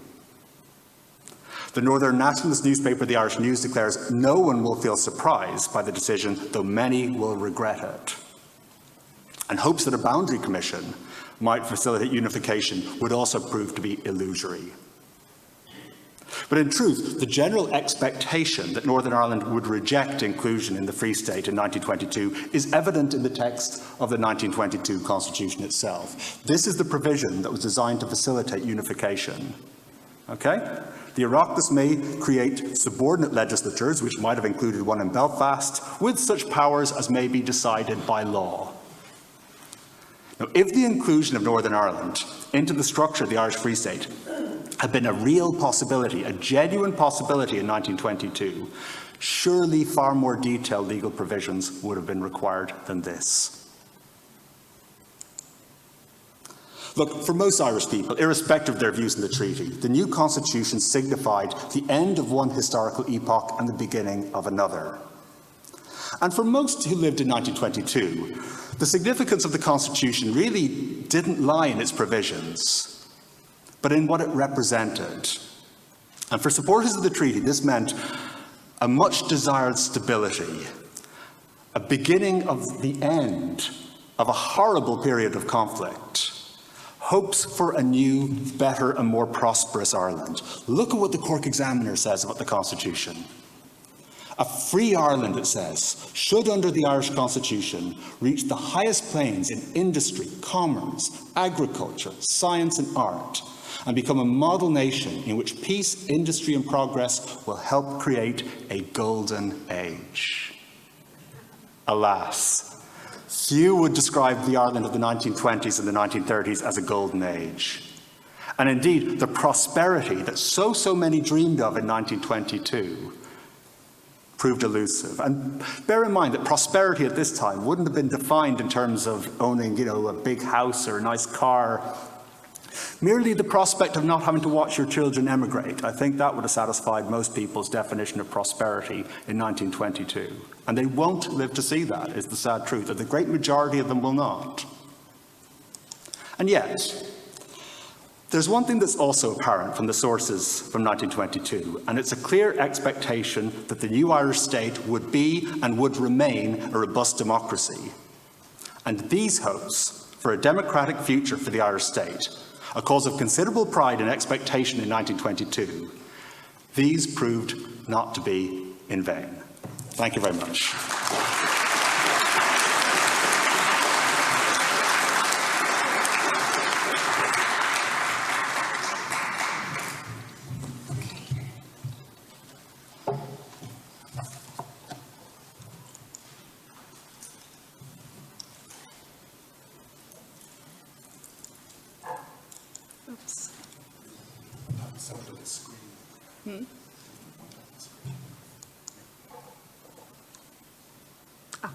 Somebody else did it. Thank you, whoever they done.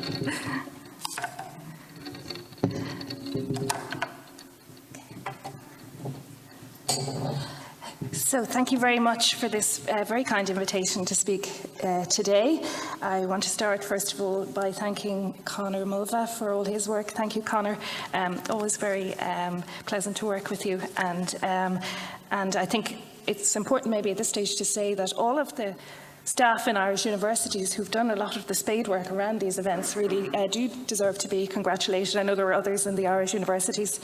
And also Jenny Costello, thank you for all your help with all my queries about getting here. It's almost harder to get to UCD than it is to down the country at this stage, but thanks to Jenny, everything has been very smooth.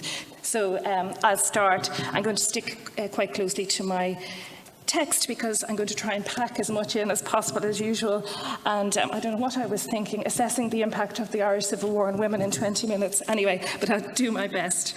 So I'm going to start really with a series of reflections on the Decade of Centenaries Programme. And as we know, the state-sponsored programme has reached its final stage. As the Taoiseach said earlier, very kindly introduced the whole period for us, the Free State came into existence when its constitution became law on the 6th of December 1922, almost exactly a century ago. But the split over the terms of the treaty agreed led to the Irish Civil War. Marking the centenary of quite a relatively short conflict, but a divisive and bitter internal civil war that occurred a century ago, I would suggest, presents some unavoidable challenges, despite the language of reconciliation being stressed and perhaps even promoted by the state. In fact, in some of the work I've been looking at, we might argue that it has had the opposite effect, that I suppose in having a commemoration, it does open up questions, difficult questions at the same time, even though the I suppose, ambition of reconciliation is a laudable one. So suppressed hurt has at times bubbled, both privately and publicly, including in relation to national army or what we might call state violence perpetrated. And of course, where there is active remembering, there will also be forgetting.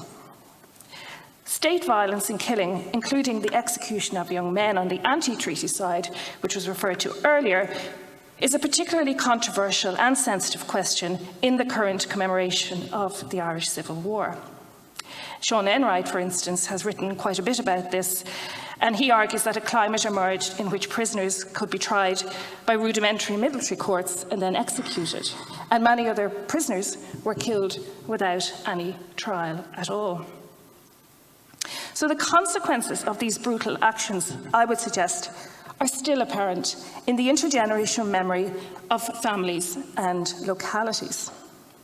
Sociologically speaking, the past is brought to the fore and heightened in the present as a consequence of state commemoration, despite perhaps historians' efforts to disentangle the past and the present. So commemoration is, of course, a process of the present. So this paper reflects in certain ways on how women's experience of violence during the Irish Civil War is being situated, considered, and perhaps even remembered in the commemoration process underway. But this is problematic remembrance in a way, because of course if you're dealing with questions like sexual violence, this is very difficult to remember, particularly for intergenerational families who still hold the memory of what happened to their female relatives in that period. Traditionally, women's experience as what we might call casualties of war was hidden, partly because there were far less women killed, and the definition of what a casualty is didn't really extend to the kinds of experiences that women have, and I'll develop that in a moment. Women were traditionally relegated more to the realm of the forgotten than the remembered.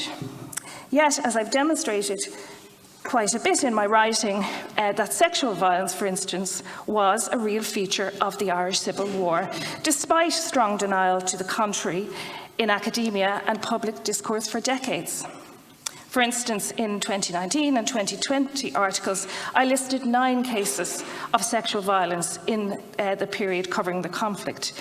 And I'm actively researching other cases in relation to this. The experience of Margaret Doherty, for instance, in Foxford, County Mayo, who was attacked and raped by 3 Free State officers on the 27th of May 1923, was one of those cases, but there are others. So the ethics and challenge of conducting such research in the present, 100 years later, and in the context of new evidence arising, is also considered. And of course, one of the outcomes of the Decade of Centenaries is the sheer amount of new evidence that has come to the fore and has allowed scholars like me to ask the kinds of questions I'm asking here today. Traumatic memory of Civil War violence is manifest and exists parallel to what we might call official commemoration efforts within families, communities, and individuals intergenerationally. So sociological research on atrocities targeted at women in the Civil War demonstrates how the living memory of such trauma cannot be easily erased, othered, sanitised, or forgotten in a moment of commemoration. So this important question in Irish Civil War studies, and indeed in war studies more generally, requires further consideration and scrutiny. And what I'm suggesting, I suppose, in my own work, and what I'm doing in my own work, is that an ethnography of violence approach puts women's voices and experiences of violence and indeed resistance centre stage. I think there's a tendency sometimes to look, at I suppose, all of these questions in terms of victims or victimhood, whereas there actually is quite a strong amount of evidence suggests there was resistance, particularly through the telling or the writing down of what happened, but also through attempts for accountability and prosecution. And so I suppose the aim is to understand what we might call the gendered logics of war as an important feature of the Irish Civil War and indeed the Irish Revolution. So in other words, a gendered approach can perhaps tell us more, or we can learn more about the Civil War and its aftermath in many respects. Okay, so I'm just going to contextualise some of the work on women and this period.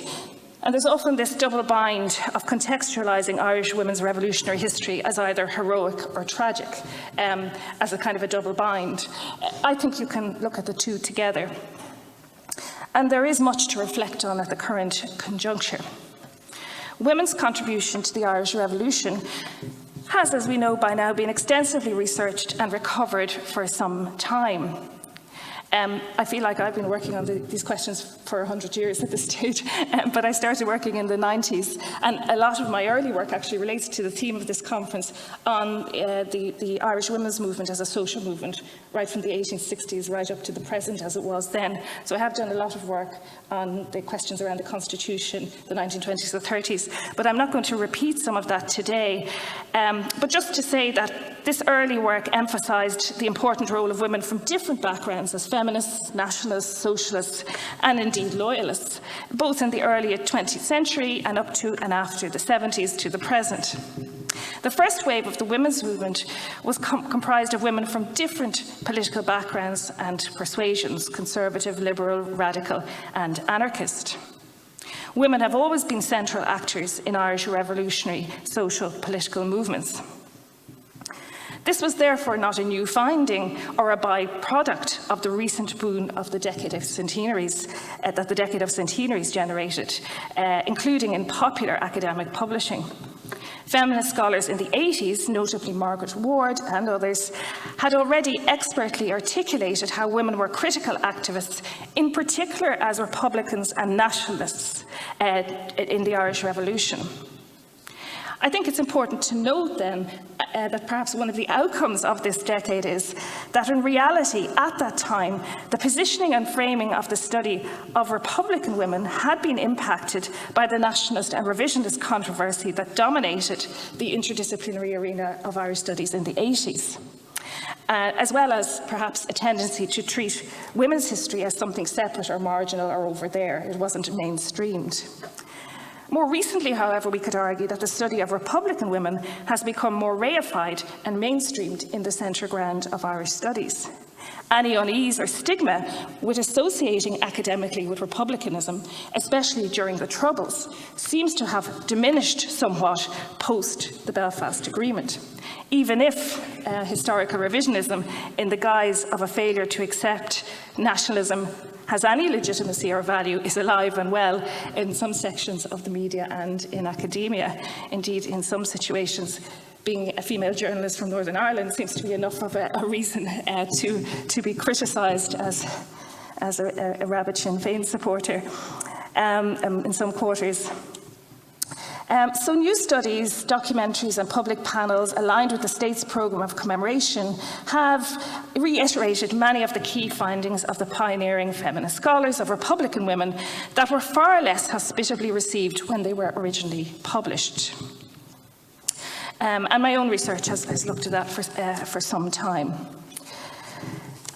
In terms of newly released sources, like the Military Services Pensions Collection, for instance, which are now available online, these have enabled scholars to draw on the early foundational work on women's activism in the Revolution and to add additional evidence and analysis. Margaret Ward, for instance, recently examined the Military Services Pensions Collection in relation to Cumann na mBan in Belfast. Likewise, John Borganova has demonstrated that while much has been written on Cumann na mBan in the War of Independence, the different stances women took in the Civil War that followed is discernible and also important. But in addition, and again, more of my focus today, the recently enhanced analysis of what women did as activists can now be matched with a deeper analysis of what women experienced. Women's experience of participating specifically in the Civil War as combatants, allies or enemies was clearly shaped by the nature of warfare and reprisal in different locales and counties, as well as by the attitudes of men to women in different brigades and units. In particular, more detailed micro-studies of transgressive National Army conduct are now possible, linking individual accounts with gender, geography and structural violence. And again, this kind of passive approach to seeing women as either victims or contributors can be, I think, presented in a much more complex way if we look at structural violence and gender as an aspect of the Civil War. So there is still much evidence, thankfully, to trawl through. In relation to the specific case of County Mayo, for instance, now I haven't counted since the new release on Wednesday, but prior to that, there were 256 applications, for instance, by women, many of whom were from or spent time in the county during the conflict. And so women like, again, I'll just name some, Greta Mullins, Kate Noon, etc., and many others applied for pensions in the decades after the war had ended and documented their political and military work in some detail. But the fact that these applications were made after the Civil War and the War of Independence also suggests we have a gauge of their post-revolutionary experience in the new state and what the outcomes of the Civil War, the impact of the Civil War had on them in later decades. So the post-revolutionary era in Ireland was, of course, what we might call a cold place, as we've heard, in numerous respects for women who had sacrificed their health and wealth and placed themselves in grave danger to achieve independence. Of course, women were not considered as war heroes, or what some people called sheroes, elemental to the revolutionary struggle. And some indeed were constructed as irrational, misguided fanatics, haplessly controlled by men, or simply deranged. We also know from reading the pension applications that many women left Ireland or withdrew from other Irish political activism in this period. So the newly available sources demonstrate, of course, that many women were also clearly traumatised by the violence of the War of Independence and the Civil War, and experienced subsequent mental and physical health issues, as well as economic hardship that can now be better quantified, studied further and scrutinised from an interdisciplinary perspective. Women were targeted in different ways and for different reasons, including, for instance, through the use of forced hair cutting in the War of Independence as a mechanism of sexual policing of women who had associated with Crown forces. But what I want to, I suppose, say today, really, the key point I want to make is that the patriarchal nature of the new state in 1922 compounded this pattern of social control of women's bodies and sexuality further. But it was already evident before independence. And I suppose the new state, again, I can't believe I'm slightly defending De Valera, but often a lot is pinned on De Valera in the Constitution. But the attitudes to women that existed in the state are already very evident in the revolution. And I'll just finish on these 2 points. So to give an example, so female sexuality was continually controlled in the new state through the dominance of the Catholic Church and, for instance, the institutionalisation of what were called fallen women in carceral institutions. But this predates the new state. And just so I just want to finish on 2 examples and sum this up. So this is our intelligence reports from Cork, Kerry, Waterford and Limerick. And so just 2 very brief things I'm just going to show you are, so most of the, so these are records, they're quite detailed. But one of the things they do in relation to women and men indeed is they describe the women's looks as part of So I just pulled out two sections, but these are women who did have their hair forcibly cut, and I've written a lot about that elsewhere. But we can see here Foley, solicitor's wife, middle-aged, dark hair, sharp expression. And this source is full of sort of very subjective comments about the women's looks. Here the description: tall, I think it's gawky looking, blue eyes, given to giggling. And so I suppose when we look at, a lot of work has been done on hair cutting and how that was done and how systematic it was, and that it is, the IRA were very interested and almost obsessed with women's movements, what they were doing, who they were talking to, not just in terms of military struggle, but in terms of their personal choices around relationships. So the sexual policing of women was to do with the body, was to do with sexuality, but also their looks, if you like, were built in a highly sexist manner into this. So the kind of society Ireland was and became before and after the revolution therefore arises. And any trauma that women experienced in the Civil War was further compounded after the revolution by the social, economic and political isolation and marginalisation that existed, which was driven by dominant ideologies and patriarchal choices made by the new political leaders. Women in the family model promoted the ideology of the new Irish state and culminated in a clause in the 1937 Constitution which defined women's role in society and her life, as opposed to her work, being within the home. Women's rights were restricted in the new Irish state, but women were already likewise being restricted, controlled and punished during the Irish Revolution, despite being important activists at this time. Evidence of misogynistic and patriarchal assumptions that later framed women's lives were already evident before and during the Civil War, and were especially reflected in attitudes to transgressive violence perpetrated women, including by the National Army during the Civil War. So to conclude, final sentence.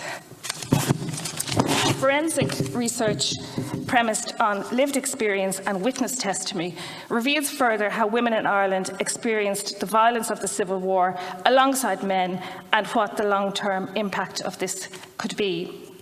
I just want to finish, the quote on my title comes from Margaret Doherty.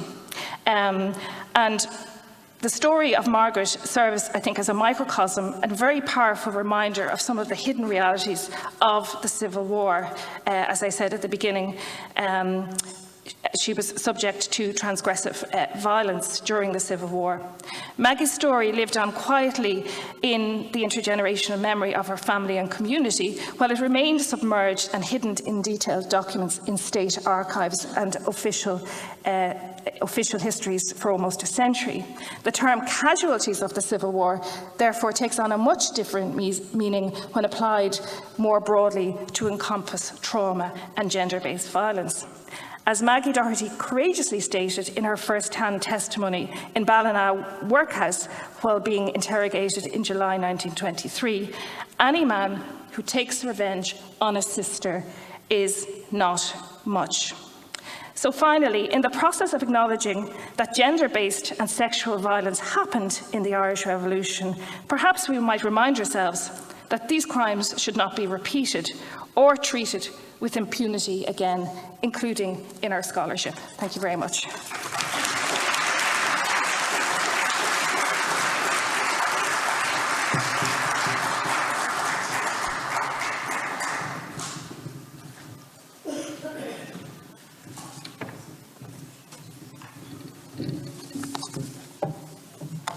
Good morning.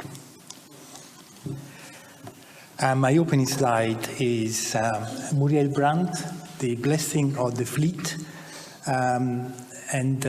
Muriel's daughter Erika tells me that the two gentlemen in clerical attire in the square represent the ministers of the Protestant churches in Wexford, to which this painting refers. And I'm very glad to take this interpretation of the painting to illustrate the theme of my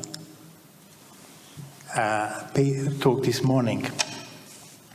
In 1922, the Irish Free State was established on a partitioned island.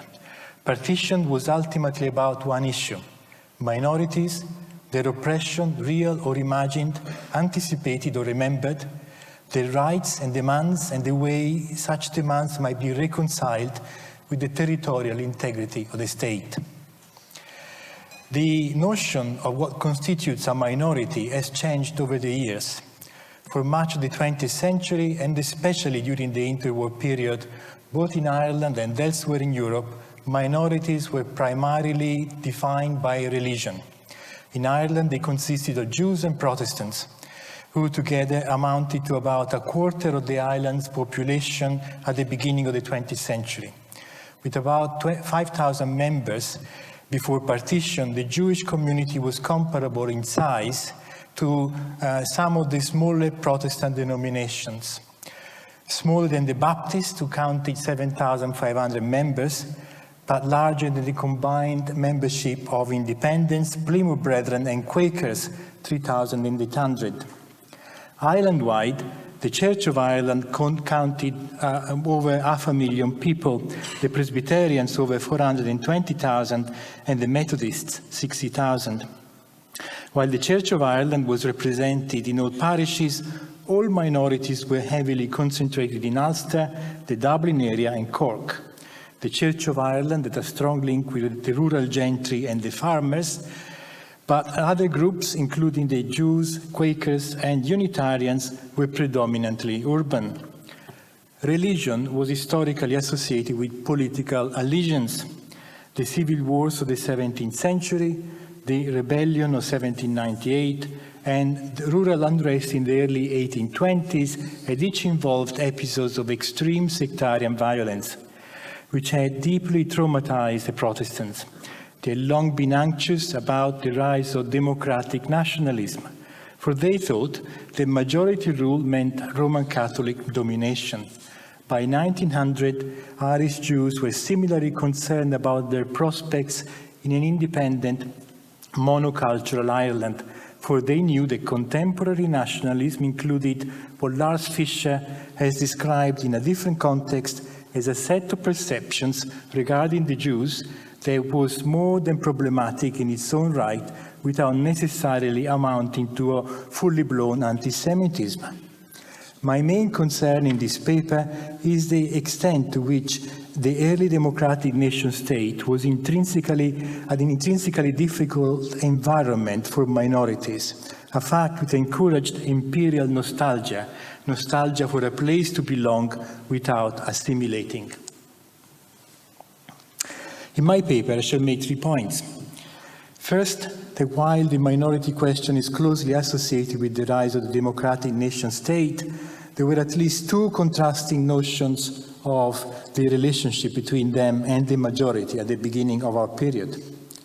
2, that the model which emerged was consistent with contemporary ideas of the indivisible sovereignty of the early democratic nation-state, as it took shape in post-imperial Europe at the time, one that imposed on minorities a stark choice between submitting to the new regime, emigrating, or seeking partition.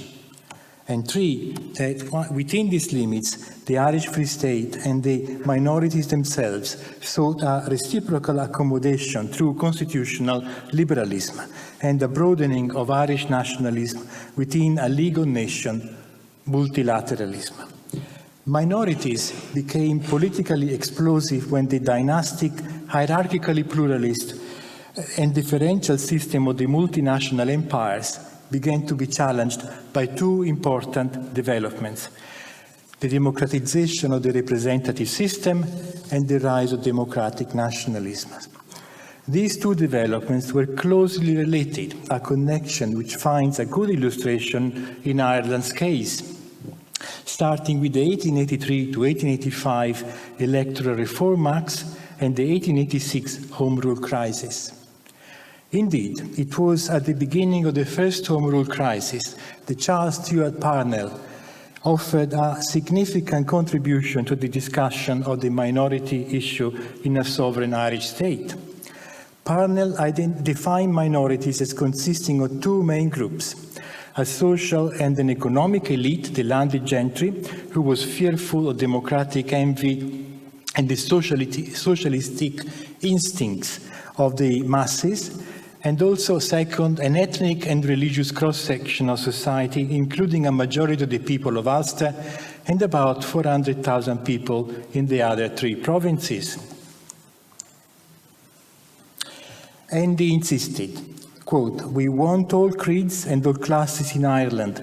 We cannot consent to look upon a single Irishman as not belonging to us." He outlined a vision of diversity in the integrity of the Irish people, an idea which made perfect sense for as long as Ireland was a nation within an empire, in which both the far-flung diaspora and the local communities alike enjoyed automatic and equal rights. At the same time, Parnell dismissed partition as a major infringement of the integrity of the Irish people. Moreover, he reckoned that, quote, "by taking away Ulster from the Southern Protestants, partition would make the latter infinitely less secure." As we know, this is precisely what happened with the foundation of the state, which came in the aftermath of both partition and civil war. The Irish state was very different from what Parnell had envisaged. In this respect, however, it was no worse than other democratic nation-states which were established after 1919.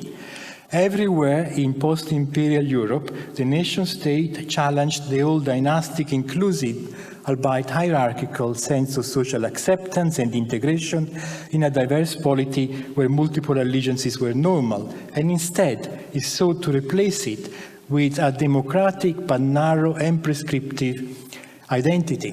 This involved a recasting of the principles of political legitimacy and civil allegiance, raising questions of who should belong, could belong, and deserve to belong, the opposite of what Parnell was saying. In this context, the Anglican clergyman and champion of the Jewish minority, James Parks, noted that minority represented a fundamental challenge to the very principle of indivisible sovereignty. And this takes us to the second model of minority relationship with the majority, and also to the second point of my paper.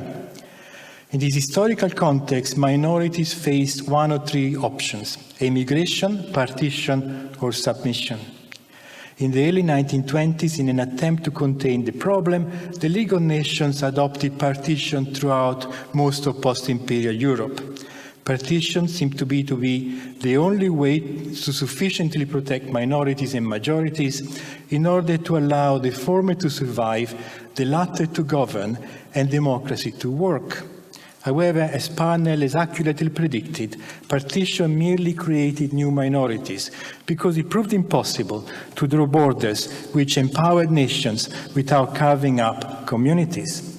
Unlike their northern counterparts, minorities in the south enjoyed certain rights under the 1922 written constitution, but they were too small to contest their government's policies or articulate irredentist claims or aspirations. That they did entertain such aspiration is unquestionable. As Natalie Wynne has shown, the Southern Irish Jews had been overwhelmingly Unionist and Redmondite until 1918. After independence, they claimed that they did not constitute a national minority, but a religious community. However, their political allegiance was complicated by their long-standing debt of gratitude to the British Empire, one then recently renewed by the Balfour Declaration. Their enthusiasm for Zionism and the settlement in mandated Palestine betrayed their skepticism about their own prospects in the Irish Free State. As for Southern Protestants, many of those who did not partition themselves practiced an extreme form of irredentism when they emigrated to other and more hospitable British dominions. Those who stayed in the Irish Free State accepted the outcome of the revolution and even partition, with the exception of small border communities which, at different stages, protested against being excluded from the north. Even they, though nostalgic of the United Kingdom, have been neutralized. They were minimized in number, thus fulfilling what the Czechoslovak leader Thomas Masaryk described in 1918 as the precondition for toleration in a new nation state.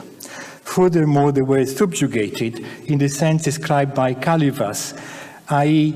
made to know that they were not only powerless, but that any desperate attempt to make trouble would only bring upon them certain destruction. In such a climate, it is no wonder that the former Unionists feared the dictatorship of the majority.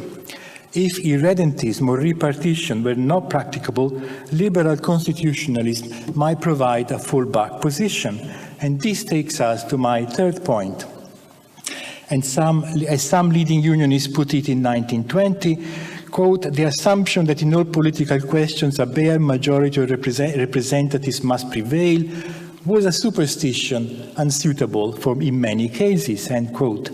Dispelling such superstition was one of the concerns exercising the 1922 Constitutional Committee. The latter, which was representative of diversity with 3 Protestants and 7 Catholics, placed the new Ireland within the wide framework of European rather than British democracy, with an emphasis on the importance of popular sovereignty, proportional representation, and a written constitution. The question was how to make liberalism sufficiently different from British practice for it to become fully acceptable as a pillar of the new Irish polity. In part to facilitate such tasks, a volume collecting the select constitutions of the world was compiled and published by the Dáil in 1922, a useful compendium of liberal democratic fundamental charters. Opting for popular instead of parliamentary sovereignty was both consistent with the revolutionary tradition of 1916 to 1919 and a deliberate departure from the British tradition. Yet, whatever the letter of the Constitution, the Civil War marked a decisive shift away from popular towards government initiative. The new priorities were restoring law and order and balancing the budget. The same applied to defining who the sovereign people were. As James J. Douglas, a Quaker and a member of the 1922 Constitutional Committee, privately noted, while the Constitutional Committee regretted partition, they, quote, regarded Ulster as less important than the establishment of strong government in the South, end quote. In other words, real sovereignty was invested in the executive. Those who feared majority despotism could and did breathe a sigh of relief. However, neither constitutional safeguards nor a friendly and powerful executive could be sufficient to protect minority interests unless the latter were backed up by the steady support of a majority of the electors, as Douglas himself observed at the time. Feeling that the situation was not as bad as they had anticipated and wishing to shore up their position, Protestants became actively involved in the political process during the first 10 years of the Free State. They were strongly represented in the Senate, and in the Dáil their numbers varied from 9 to 12 between 1922 and 1923, not counting the Protestants who were members of various nationalist parties like Ernest Blythe. The constitutional arrangements and the political dynamics of 1922 to 23 provided a Dublin mercantile Protestant elite with reason for hope. As John Mooney, chairman of the Dublin Presbyterian Association, put it, quote, what the future may hold for us, I cannot say, but in our new Free State, our members, with their democratic church training, will be willing and ready to take their part in the promotion of the peace and prosperity of our native land, end quote. Such optimism about minority prospects in the new democracy went together with an enthusiasm for the League of Nations and internationalism in general for Bolton Waller, whose writings became influential both in Dublin government circles and within the League of Nations itself. Internationalism was explicitly rooted in his understanding of the southern minority and its strategic interests. His ambition was to broaden the conception of Ireland, and this, he thought, also ought to be the aim of the Southern Protestants' engagement with internationalism. If one of the reasons for them to support the Union had been that there had been hope and safety in numbers, for the same reason, they should now advocate multilateralism in international relations. He was articulating views which were widely held within the community and shared across the all the main Irish denominations. The Jews shared in this particular tradition, but such optimism did not survive the election of 1922 to 1933, and when Protestant representation was squeezed out by redistribution of seats and the rise of Fianna Fáil. By then, of course, most of the concessions secured in 1922, such as the elected parliament, the elected nominated Senate, had become indefensible and were set aside. In any case, the optimism described above was largely a Dublin phenomenon. In provincial Ireland, the situation had always been far less reassuring for all communities.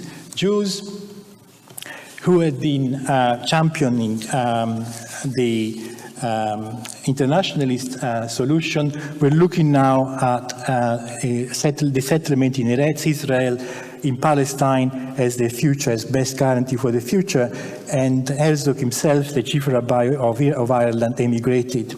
While, of course, Protestants left in large numbers, thus voting with their feet. This, of course, reflected a long-term decline in their numbers, which affected Presbyterians even more heavily than the other denominations. For example, in Sligo, the degree in the number of Presbyterians was dramatic, with a drop ranging from 50% in Sligo town to over 80% in Dramo district. And of course, the decline of other denominations compounded the problem because it reduced the number of eligible partners. Yet, within the admittedly dismal context of the 1930s or 1930s Europe, by legal nation standards, Ireland continued to stand out as a success story. Both the Irish Free State and Northern Ireland were ostensibly liberal democracies based on the separation of church and state. However, each was deeply shaped by the religious confession locally dominant. In Northern Ireland, the government ambition to secure a Protestant parliament and a Protestant state was challenged by about a third of the citizens, who were both Catholic in religion and nationalist in politics. The South, with 93% of the population being Catholic, was certainly a Catholic state, as De Valera boasted at the time. In conclusion, minorities in the Irish state labor under disadvantages which were typical of the early democratic nation state everywhere.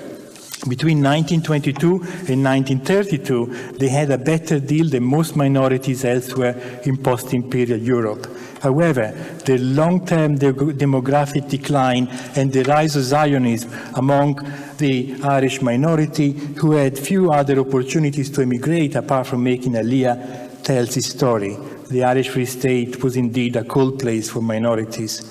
The idea of diversity and integrity that Charles Stewart Parnell had outlined in 1886 was discounted in favor of the pragmatic demands of a competitive electoral practice and the prompt dividend offered by appeals to national, ethnically defined unity. Thank you.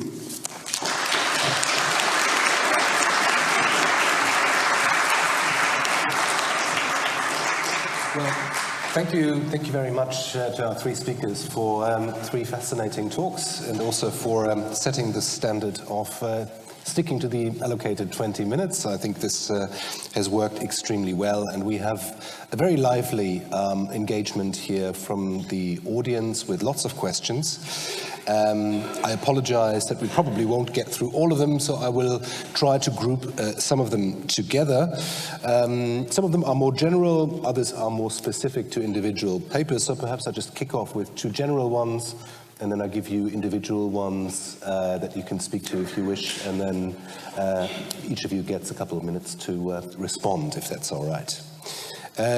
So we have more general ones which are primarily, I would say, revolve around the question of what you would consider to be the successes and failures, and which of these successes of this period are transferable also to other independence movements that are seeking, various examples are used here, for example, to Puerto Ricans seeking independence from the United States, other independence movements more generally. Even if you are not an expert on Puerto Rico, perhaps you can kind of generalize some of the successes of the early period in relation to gender history, minority history, and legal history. And then we have more specific ones for Linda. One question was, were any women compensated for being subjected to sexual violence, and were any perpetrators prosecuted? And also another kind of factual question that sprang to mind was, you were talking about quite specifically 9 cases of rape. Are they all of anti-treaty women conducted by pro-treaty officers? Or, you know, is there a general pattern? Yeah. Then for Thomas, I suppose, has the importance of lawyers and legal institution been given sufficient attention as part of our collective reflections on the foundation of the state?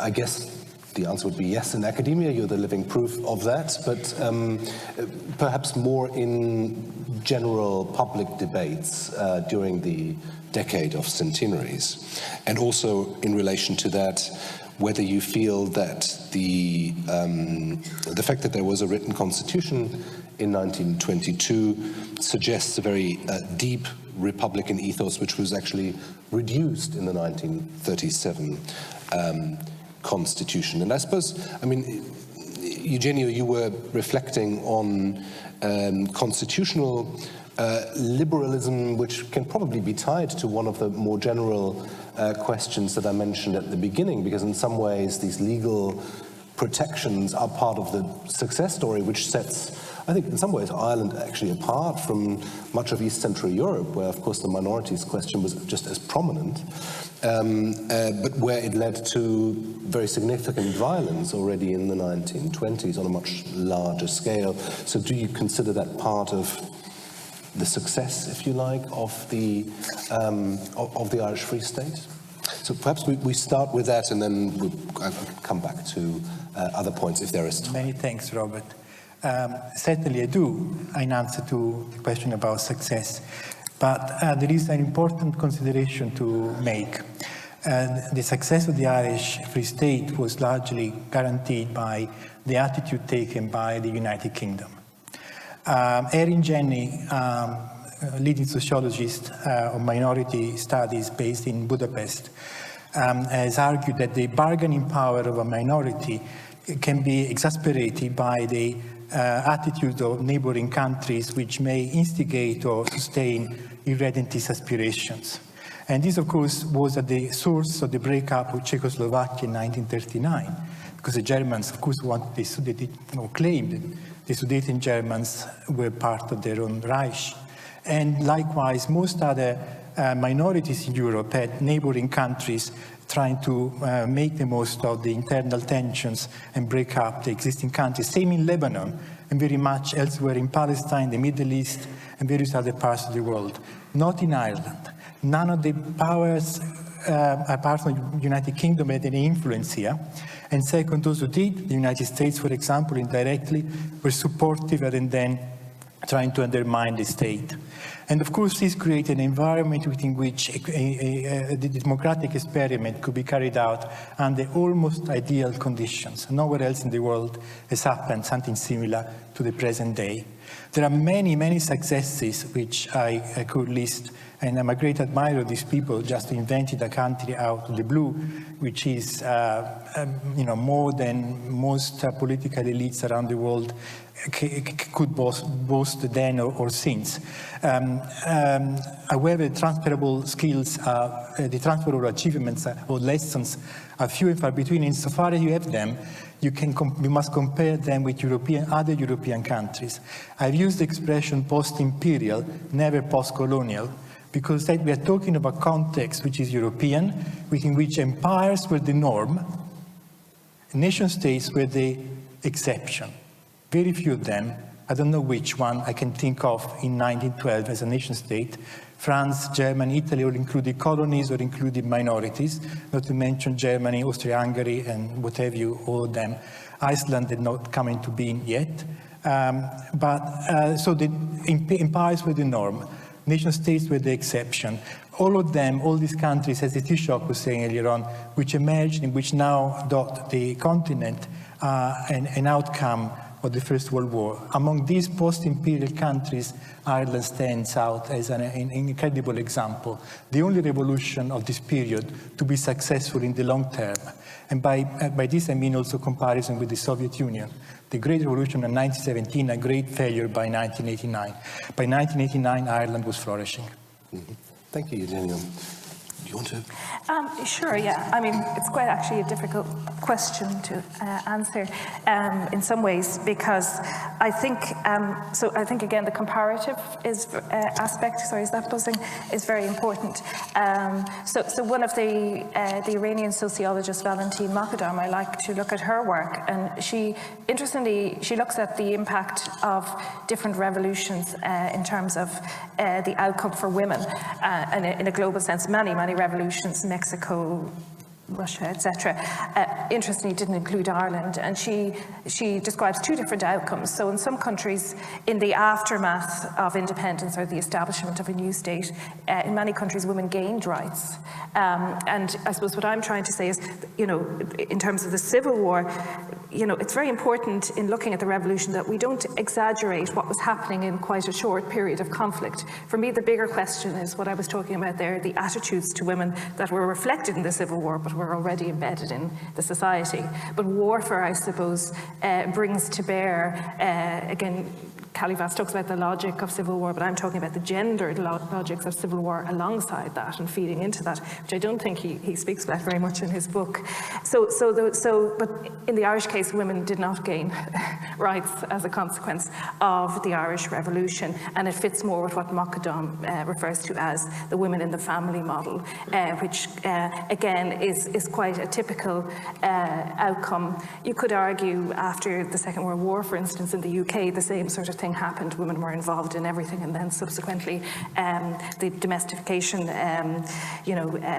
process happened there. So of course, many of us have written about this. I've written about this extensively in the post-independence period, right up until the 1970s.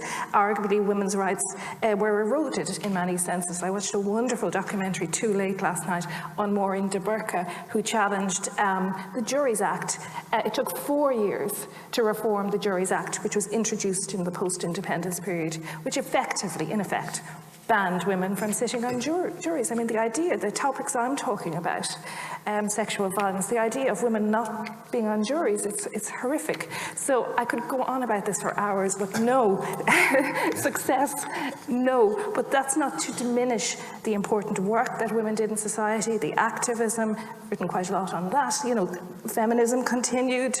You know, the 1937 Constitution was opposed. So I think success, needs to be contextualized as well. But I do think the comparative, and Moghadam's work in particular, is very useful for addressing that question. Thank you very much. Thomas, briefly. Oh, okay. So I was asked about have lawyers got recognition in terms of the Decade of Centenary. Well, in terms of drafting the Constitution, you can't really leave us out. I'll give a free plug to some friends of mine who are actually organising a conference on the centenary of the Constitution, which is happening on the 5th of December in the Shelburne. I would point out as well, I mentioned that year of transition, the provisional period. So it's a year in which things are being handed over, if you like. That has been very much understudied, in my opinion, in Irish academia. There's a lot more work that could be done on that, and lawyers play a big part in that. Okay, there's more I could say on that, but I won't. As for the issue of the written constitution, it was never seriously considered that Ireland would adopt an unwritten one. There was a suggestion from the Labour Party that at a very late stage, that by this stage the Constitution had already been drafted. They said, well, instead of this, let's have an unwritten one. The reason they wanted an unwritten constitution is so they could leave out all of those unpleasant treaty provisions, like the references to the monarchy, like the oath, the appeal to the Privy Council, that is the final appellate court of the British Empire. And ironically, it's the United Kingdom that will not tolerate that. The United Kingdom insists there must be a written constitution because it must include these items. Thank you very much. Unfortunately, we have run out of time. There are more questions, but of course our speakers will be around, so hopefully during one of the coffee breaks you'll be able to ask those questions that haven't been answered during our discussion. I'd like to conclude by thanking once again our three speakers for a wonderful session, and I hope that everyone enjoys the lunch break. Conor, I suppose we're back here at 1, is that correct? Excellent. Thank you very much, everyone.